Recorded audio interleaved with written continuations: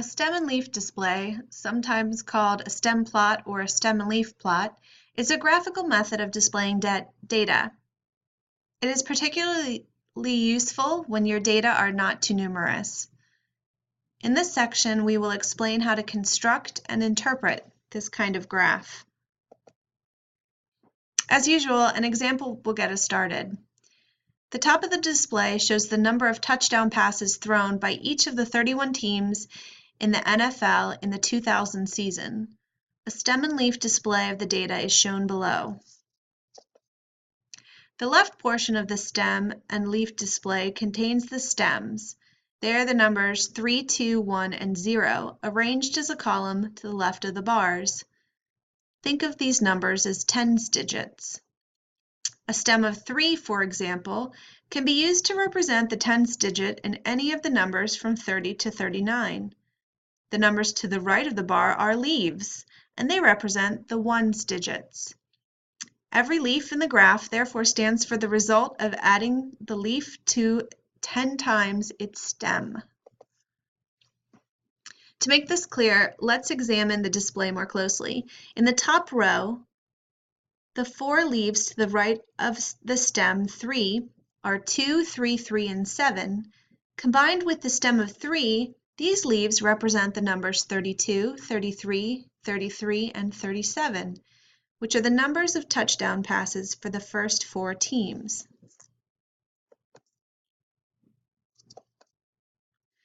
The second row has a stem of 2 and contains 12 leaves. Together they represent 12 data points, namely 2 occurrences of 20 touchdown passes, 3 occurrences of 21 touchdown passes, 3 occurrences of 22 touchdown passes, 1 occurrence of 23 touchdown passes, 2 occurrences of 28 touchdown passes, and 1 occurrence of 29 touchdown passes.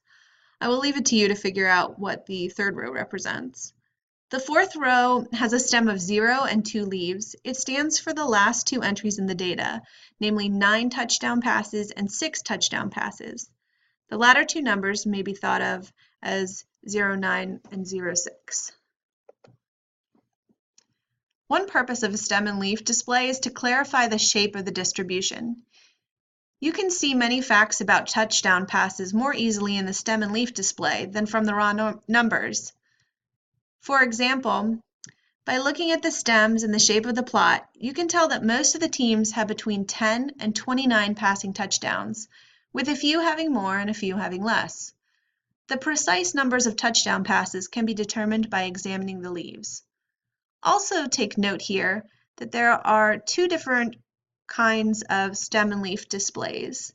Both of them are correct, and you can use either in your work.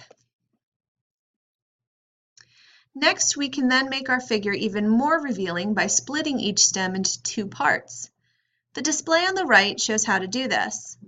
The top row is reserved for numbers from 35 to 39 and holds only the 37 touchdown passes.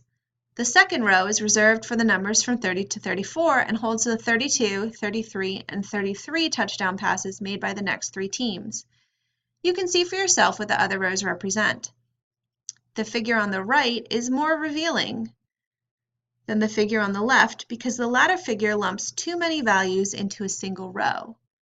Whether you should split stems in a display depends on the exact form of your data. If rows get too long with single stems, you might try splitting them into 2 or more parts.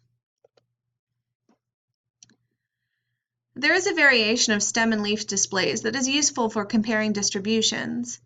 The 2 distributions are placed back to back along a common column of stems. The result is a back-to-back stem and leaf graph. Here you see such a graph. It compares the numbers of touchdown passes in the 1998 and 2000 seasons. The stems are in the middle, the leaves to the left are for the 1998 data, and the leaves to the right are for the 2000 data. For example, the second to last row shows that in 1998 there were teams with 11, 12, and 13 touchdown passes, and in 2000 there were 2 teams with 12 and 3 teams with 14 touchdown passes. There are 2 things about the football data that make them easy to graph with stem and leaves. First, the data are limited to whole numbers that can be represented with a single-digit stem and a one-digit leaf. Second, all the numbers are positive. If the data include numbers with 3 or more digits or contain decimals, they can be rounded to a 2-digit accuracy. The data shown here are from a study on aggressive thinking.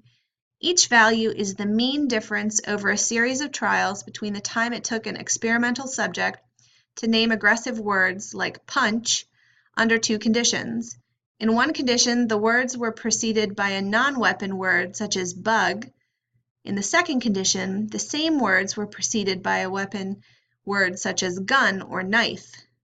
The issue addressed by the experiment was whether a preceding weapon word would speed up or prime pronunciation of the aggressive word compared to a non-weapon priming word. A positive difference implies greater priming of the aggressive word by the weapon word. Negative differences imply that the priming by the weapon word was less than for a neutral word. You see that the numbers range from 43.2 to negative 27.4. The first value indicates that one subject was 43.2 milliseconds faster pronouncing aggressive words when they were preceded by weapon words than when preceded by neutral words. The value negative 27.4 indicates that another subject was 27.4 milliseconds slower pronouncing aggressive words when they were preceded by weapon words. The data are displayed with stems and leaves in the lower right. Since stem and leaf displays can only portray 2 whole digits, one for the stem and one for the leaf, the numbers are first rounded. Thus, the value 43.2 is rounded to 43 and represented with a stem of 4 and a leaf of 3. Similarly, 42.9 is rounded to 43. To represent negative numbers, we simply use negative stems. For example, the bottom row of the figure represents the number negative 27. The second to last row represents the numbers negative 10, negative 10, negative 15, etc. Observe that the figure contains a row headed by 0 and another headed by negative 0. The stem for 0 is for numbers between 0 and 9, whereas the stem for negative 0 is for numbers between 0 and negative 9. For example, the fifth row of the table holds the numbers 1, 2, 4, 5, 5, 8, 9, and the sixth row holds 0, negative 6, negative 7, and negative 9. Values that are exactly 0 before rounding should be split as evenly as possible between the 0 and negative 0 rows.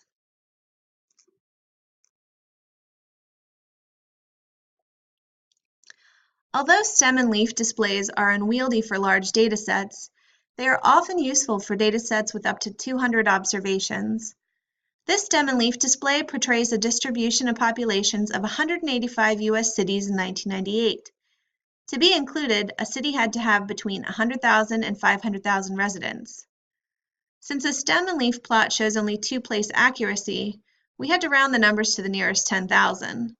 For example, the largest number, 493,559, was rounded to 490,000 and then plotted with a stem of 4 and a leaf of 9.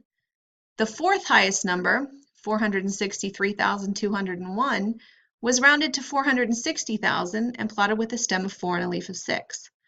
Thus, the stems represent units of 100,000 and the leaves represent units of 10,000. Notice that each stem value is split into 5 parts: 0 to 1, 2 to 3, 4 to 5, 6 to 7, and 8 to 9.